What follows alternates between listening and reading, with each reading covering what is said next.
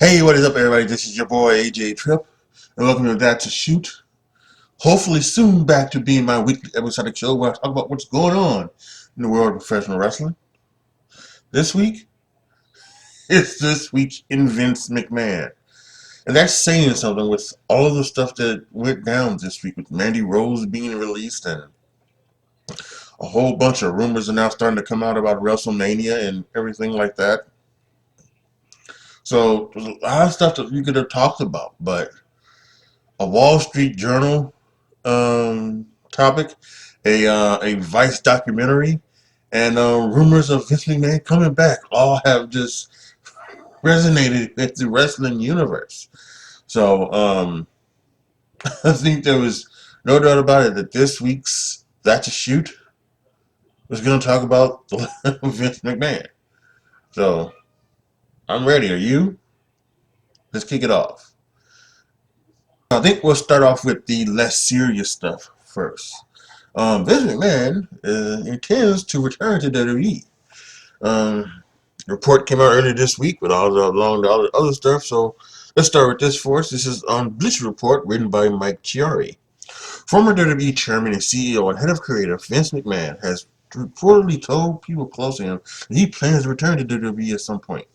McMahon retired in July amid allegations that he paid millions of dollars to four women over the 16-year period to secure their silence over sexual relationships with McMahon. Told people he received bad advice to step down and believes allegations against him would have blown over had he stayed in power, according to Joe Palazzo and Ted Mann of the Wall Street Journal. After purchasing WWE from his father in 1982, McMahon headed the business and creative side of the company for decades before ceding control to a host of executives in July. The 77-year-old McMahon's daughter, Stephanie McMahon, took over as chairwoman and co-CEO, while WWE President Nick Khan was elevated to co-CEO, and McMahon's son-in-law, Triple H, took the reins as head of creative and vice president of talent relations. In addition to the alleged payments, McMahon has been accused of sexual assault by two women. Former WWE referee Rita Chatterton sued McMahon over allegations he sexually assaulted her in a limo in 1986. McMahon's legal team reportedly received a letter from Chatterton's representatives in November asking McMahon to pay $11.75 million in damages. According to Palazzo and Mann, McMahon, who also accused of sexually assaulting a former Spar manager in 2011 in a separate lawsuit filed in November. McMahon has reportedly denied both allegations and is refusing to pay any settlements. According to Palazzo and Mann, people familiar with the situation said the former spa manager reported her allegations to the resort. Those people also said that she told her husband, who allegedly tried to confront McMahon with a baseball bat at a venue where a WWE event was being held before being turned away. McMahon's retirement came as he was alleged to have paid $12 million in secret settlements to multiple women since 2006. Excuse me. The WWE's board of directors investigated McMahon and determined that the payments should have been recorded as the WWE expenses, but weren't. People close to the situation told Palazzo and Mann that the WWE board of directors is still looking into the possibility of taking legal action against McMahon. In Palazzo, Mann, and Joe Flint reported that the $12 million in payments were made to four different women. An investigation into those payments began when allegations came to light that the McMahon paid $3 million to a woman who was a WWE employee from 2019 until January 2022 in exchange for confidentiality. McMahon remains the majority owner and stakeholder of the WWE and retains more individual voting power than anyone else in the company. That suggests that there is at least some level of possibility that McMahon could return to his previous positions with WWE at some point, but if the board of directors decide to block him or even take legal action against him, it may not be a realistic option. So there you have it, and there were some of the other things that were talked about, and I'll get to those in a second. But the big thing about this is, of course, the fact that Vince McMahon wants to come back, and you just had the feeling that he didn't want to go, because that he was being out, kind of forced out in a certain type of way back in July. Now, what does that mean? Now, There are a lot of people out on Twitter that are like, no, there's not, no, we don't want him back, or no, something like that. There've been, some reports about people within WWE dumped. They really don't want him back. But listen, it's his company. He can come back if he wants to. And when it comes down to it, have things really changed under Triple H? Not necessarily. He brought back some people that the man fired. But really, when it comes down to it, when you watch Raw, when you watch SmackDown, it's the same show that Vince was running. The same show, and people want to act like that this show is better. No, it's not. It's the same show. It's always been good to great.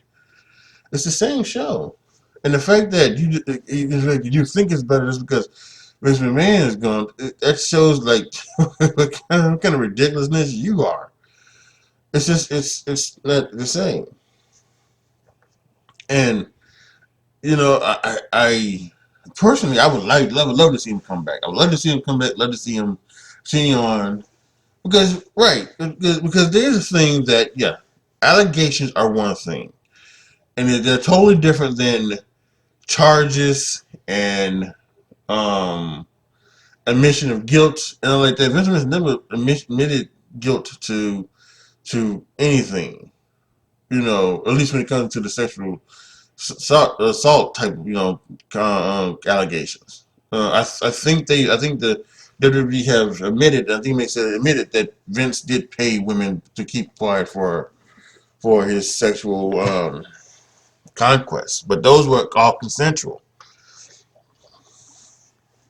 So I think there's just we have allegations. And this all has happened over the last 6 7 years with the whole Me Too stuff and everything like that. That an allegation should get you like removed from things and removed from power, removed from movies, or removed from sitcoms, or removed from comedy shows or anything like that. And that should not be the case.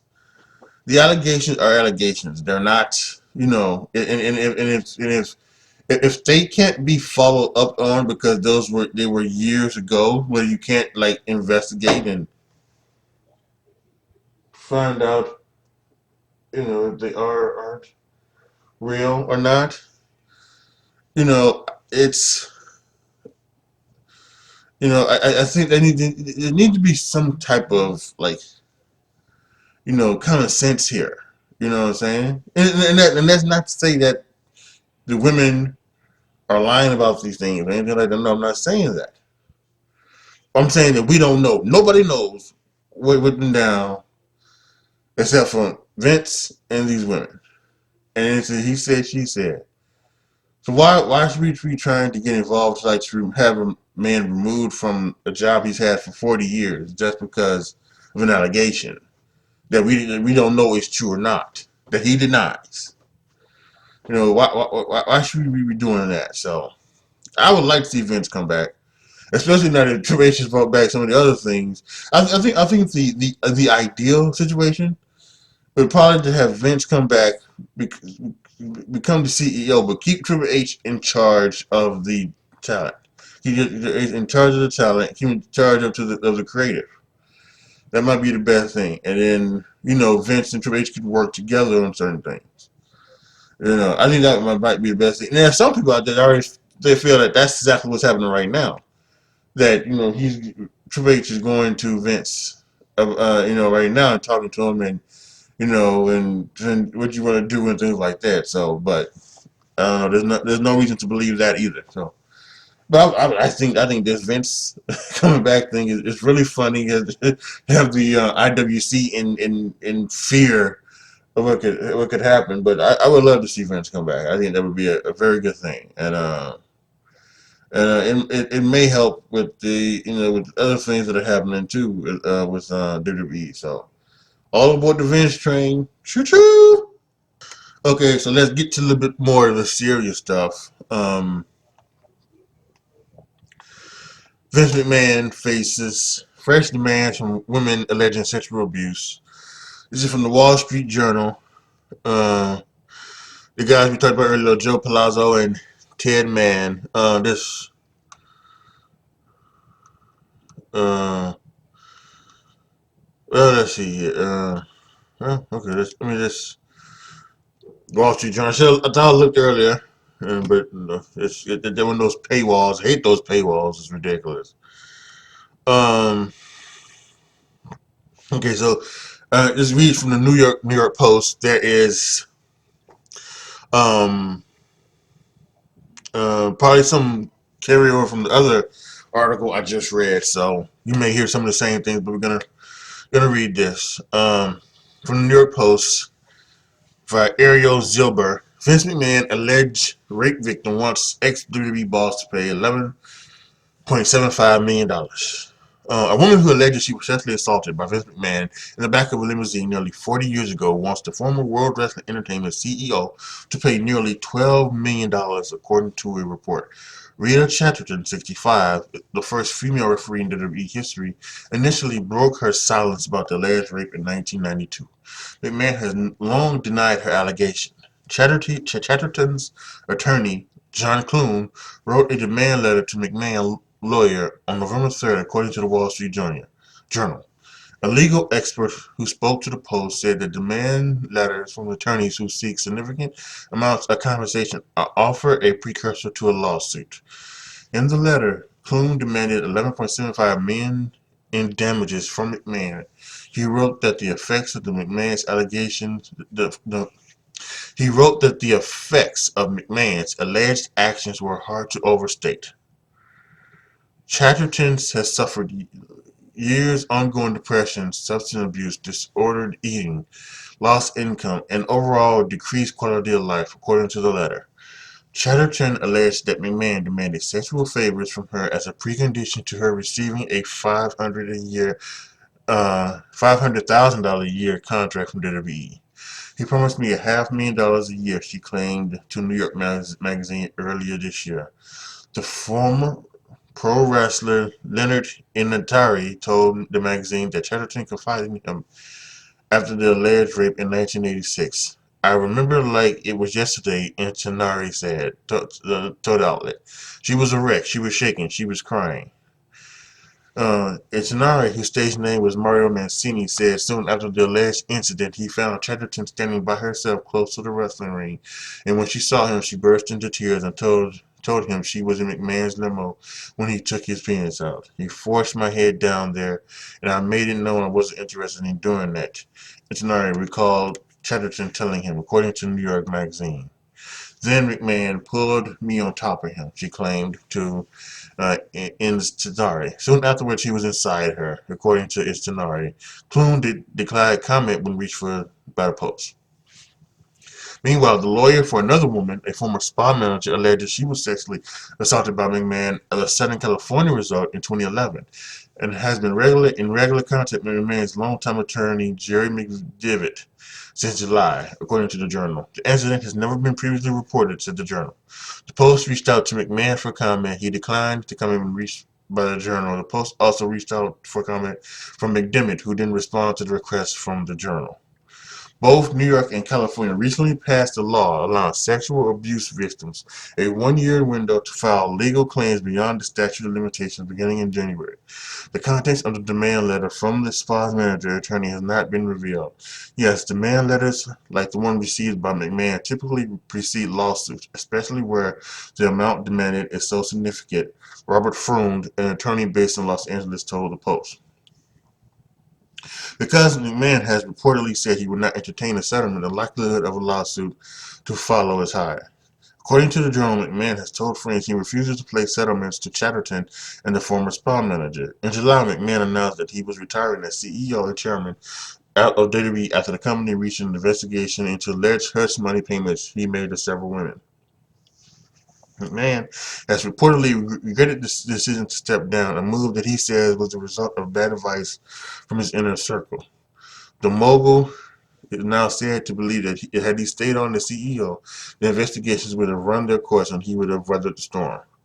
The Wall Street Journal was the first to report earlier this year that McMahon had authorized more than $12 million in payments to several women in exchange for their silence on allegations of sexual misconduct and infidelity. McMahon, who initially stepped aside on a temporary basis after it was learned this past spring that he paid $3 million to a paralegal who alleged they had a sexual relationship, was replaced as CEO by his daughter Stephanie McMahon and Nick Khan. Vince McMahon was initially supposed to continue overseeing WWE's creative content during the investigation into the paralegal's claims. But then the Journal reported that Vince McMahon had agreed to pay the significantly large sum of $12 million for women, all formerly affiliated with WWE, signed agreements with McMahon that barred them from discussing their relationships with him. The Journal previously reported, citing people with familiar with the deals and documents it reviewed.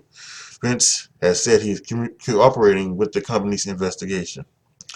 Vince McMahon, whose net worth reached an estimated $3.4 billion, turned what was then known as the World Wrestling Federation from a fledgling small business into a global powerhouse that generates north of $1 billion in revenue each year.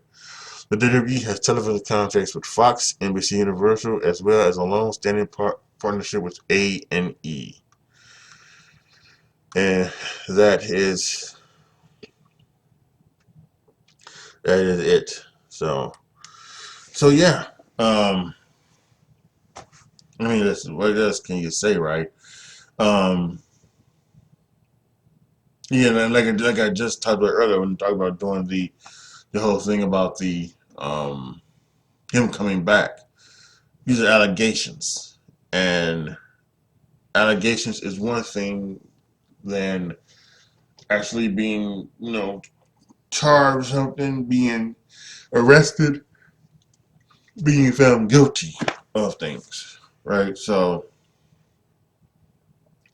it's just a really kind of the 2022 has been just so interesting and so weird when it comes to WWE. Never would have thought you knew we would have seen the day that we would have seen WWE without Vince, but it would have been the day of, like, when Vince passes away, not him having to retire because of these allegations.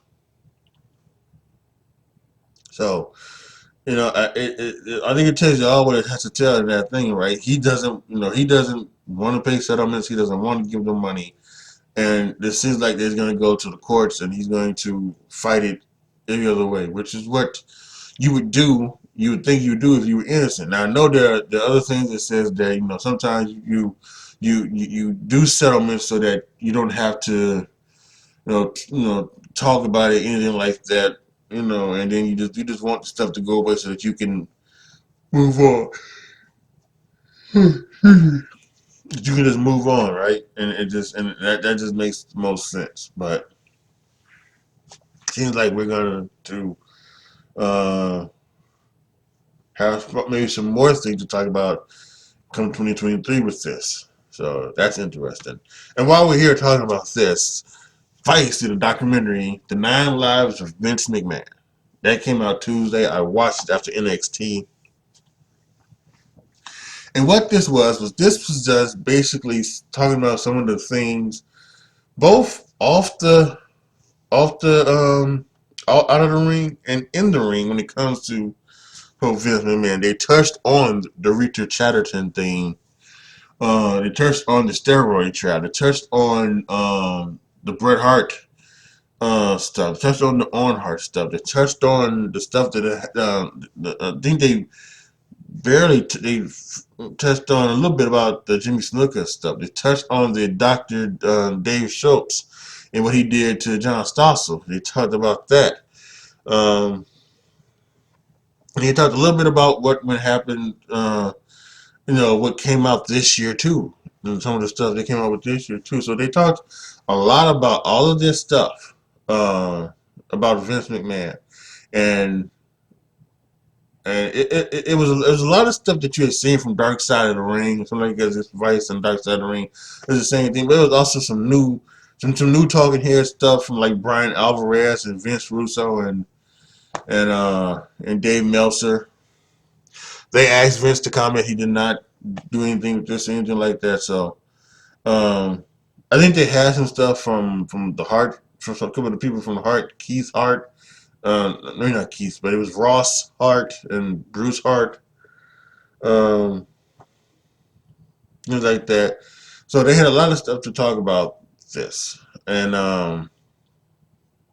again, it's just stuff that it goes over and over again. So it's insanely it's insanely incredible what went down because this was actually supposed to be apparently a couple of weeks ago, but and that was the whole thing with Dynamite where they moved Dynamite from Wednesday to Tuesday for something. I don't know what it was. It was something. It was a hockey game or something like that, or whatever it was. They moved Dynamite from Wednesday to Tuesday, and so then Vice said, "Well, actually, no. We'll go ahead and we'll put it back a couple of weeks, and then it comes on Tuesday, the same day." When this drops about the Rita Chatterton and the spa owner asking Vince for money, when this drops about Vince wants to come back to WWE, when all this happens and it's the same day, it's absolutely insane. So,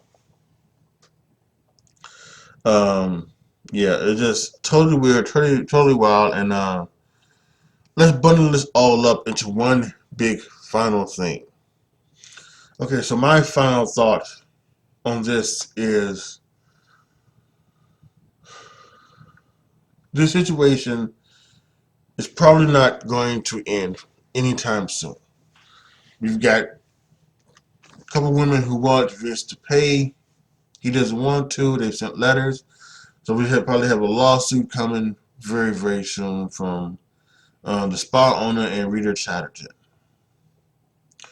Um, how does this affect WWE and Vince wanting to come back? Well, I think it affects it whole. I think Vince can come back because he's the majority owner and he owns most of the stock, and he can probably come back if he wants to. But the board of directors, can try and block him, including the board of directors that involve his daughter and his son-in-law. And how messy could that get? That Stephanie and Triple H tells Vince, "No, you can't come back," even though he wants to, and even though he can. And what is, and does that get messy? Does that like into the fact that they can try to keep Vince out of his own company, and what goes on with that? And if that happens, what is the thing? What happens and what goes down? Is there a lawsuit there? And there's them two fighting that them two family people who love each other are fighting over this company that has given us thousands and thousands of hours, millions and millions of hours probably of entertainment for the years that Vince has been overseeing this company. So it is unreal to what is going on here, and I I I can't see them stopping Vince. I think I truly think that if Vince pushed it and really pushed it and said that I'm coming back and there's nothing that you can do to stop me, I don't think there would be a lawsuit. I think Stephanie Triple H would try their hardest to and the board of directors would say, listen, this is not what's good. This could tear down the company because there is a chance that Vince coming back could hurt the company. Now, I don't really think so. I don't really think so. I think the people who go online and say, "If Vince comes back, I'm gone," or if Vince comes back, I'm not, and any of the wrestlers, if Vince comes back, I'm not gonna wrestle. I think all of that is bullshit. All of that is just talk. Talk. There may be 1 or 2% of those who actually say that who might actually do it, but I think it's a lot of nonsense bullshit, and nothing is going to go down. So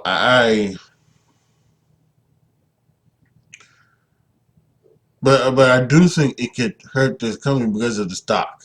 The stock could go down, and this company could crash, and it could. And even though it's got all these $1 billion of contracts with these companies, maybe some of these companies say, "Hey, we don't want this here." If Fox says, "Hey, we don't want Vince around anymore," and we have this clause in our contract, we can stop it. You're not going to be on Fox anymore. We can end this deal right here.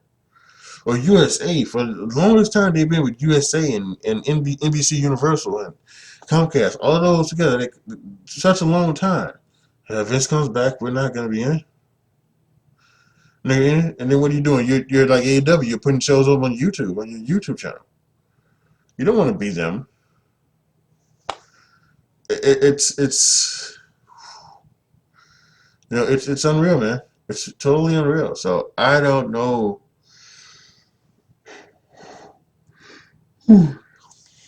I I don't know. It's a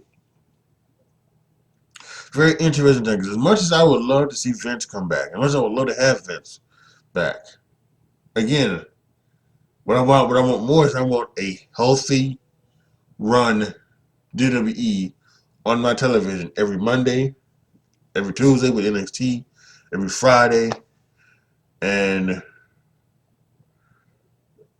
I want that for the rest of my life. So, and if as small as a chance it could be, it could be a chance, and I don't think you should be able to take that chance. Because Vince is making money off of WWE. He still is. He's the largest stock owner. He's the majority owner of this company. So it's unreal to think about that. I would,